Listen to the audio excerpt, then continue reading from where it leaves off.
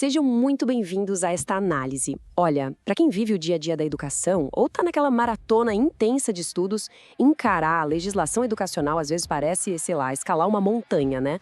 Mas a nossa ideia aqui é exatamente descomplicar um dos documentos mais vitais na nossa educação, a Resolução número 2 de 2017. É ela que institui e orienta a implantação da famosa BNCC, a Base Nacional Comum Curricular. Então, em vez de ficarmos lendo páginas e páginas de jargão jurídico, a gente vai transformar essa resolução densa num roteiro super claro, estruturado e, o mais importante, fácil de memorizar. Bora lá? Para a gente não se perder, dá uma olhada no nosso mapa de hoje. A gente dividiu tudo em 6 passos bem lógicos. 1. O que é a BNCC? 2. As 10 competências gerais. 3. O currículo e a realidade.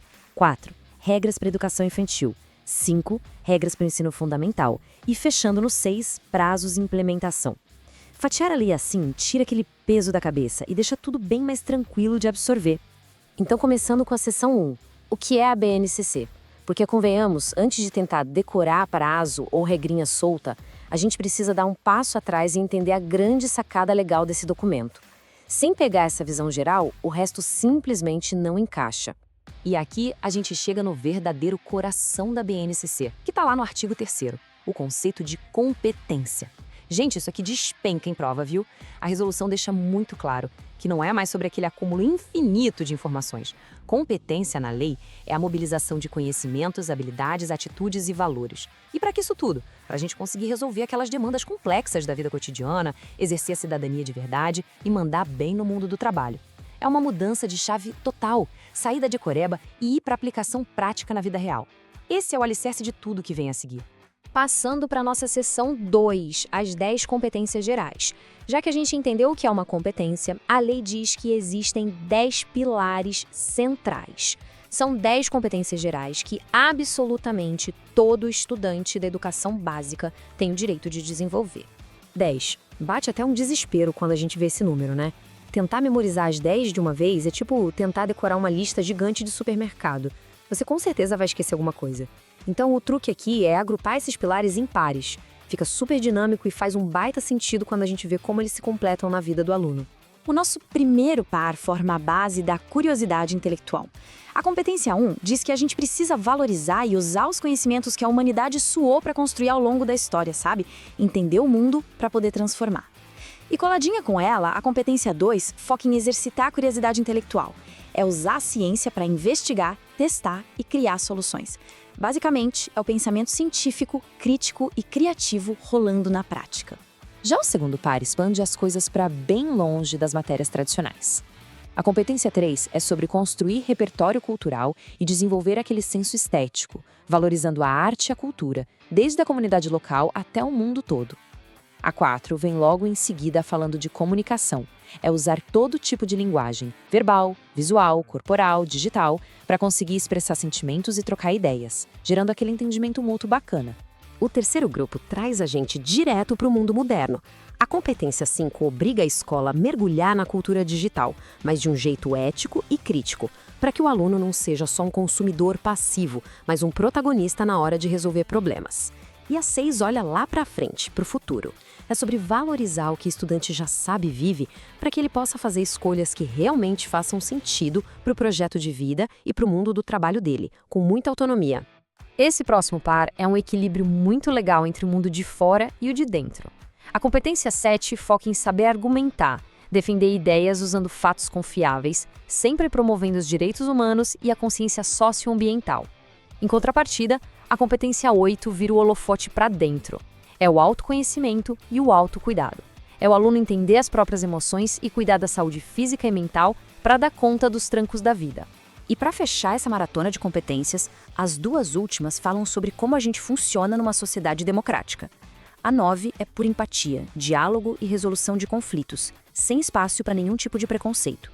A 10 meio que amarra tudo isso, orientando o aluno a agir com autonomia, resiliência e cidadania ativa, tanto no lado pessoal quanto no coletivo. Agrupando assim, fica claro que a BNCC constrói o indivíduo desde lá da base intelectual até a postura moral dele no mundo. Chegamos na seção 3, o currículo e a realidade. Com esses 10 pilares frescos na memória, a pergunta que fica é: como isso sai do papel e vira currículo? A resolução é super direta aqui. A BNCC não vive numa bolha. Ela tem que respirar a realidade local.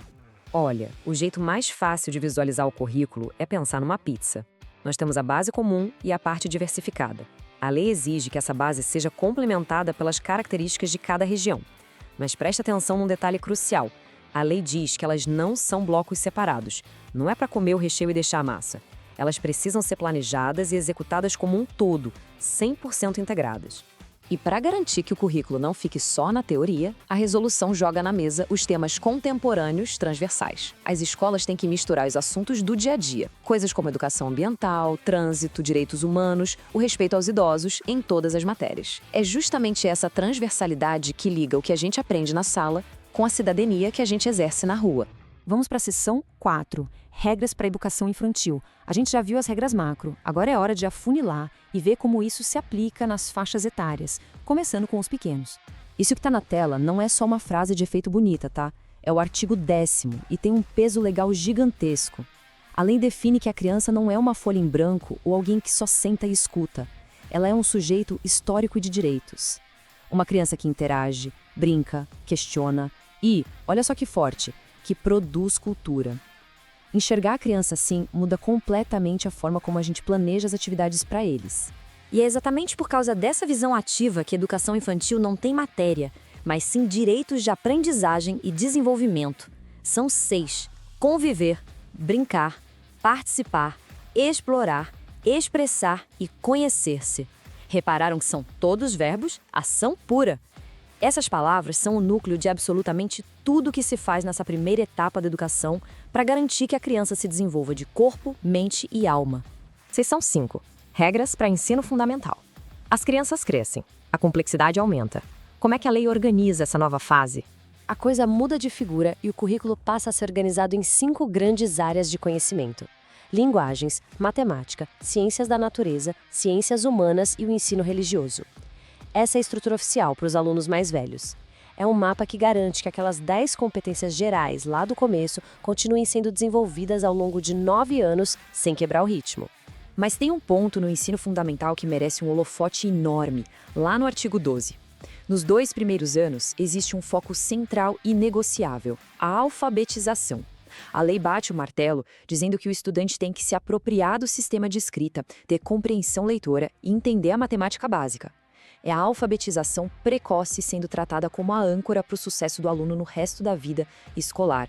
E, finalmente, seção 6. Prazos e implementação. Porque, cá entre nós, um projeto incrível no papel não muda nada sem prazos rígidos. Vamos ver como essa implementação funcionou na prática. Essa linha do tempo é essencial para entender a urgência da lei. A resolução saiu no finalzinho de 2017. A ideia era que os currículos se adequassem preferencialmente até 2019, mas o prazo máximo, aquele sem choro nem vela, foi o início do ano letivo de 2020. E tem mais, o texto obriga que a BNCC seja revista 5 anos após essa efetivação. Ou seja, é um documento vivo, feito para evoluir com o tempo. E um detalhe muito importante, não foi só o professor na sala de aula que teve que se virar. Todo o ecossistema educacional foi obrigado a se alinhar. O ENAD, as avaliações de larga escala, as regras de formação de professores e o gigantesco Programa Nacional do Livro Didático, o PNLD. Todo mundo teve que se reestruturar para espelhar exatamente o que a BNCC pede. Foi uma mudança no sistema inteiro. Então, o grande ponto de tudo isso é o seguinte: a BNCC definitivamente não é só uma listinha chata de conteúdos. É um projeto arquitetônico para construir o cidadão do futuro. Hoje a gente destrinchou essas regras normativas, passando pelas competências até chegar nas etapas escolares. Fica aqui o convite forte para que vocês explorem o documento completo e dominem essa prática. Como será que essas aprendizagens vão, de fato, remodelar o jeito que ensinamos e aprendemos nos próximos anos? Fica essa reflexão para a gente continuar movimentando as engrenagens da nossa educação. Um abraço e até a próxima!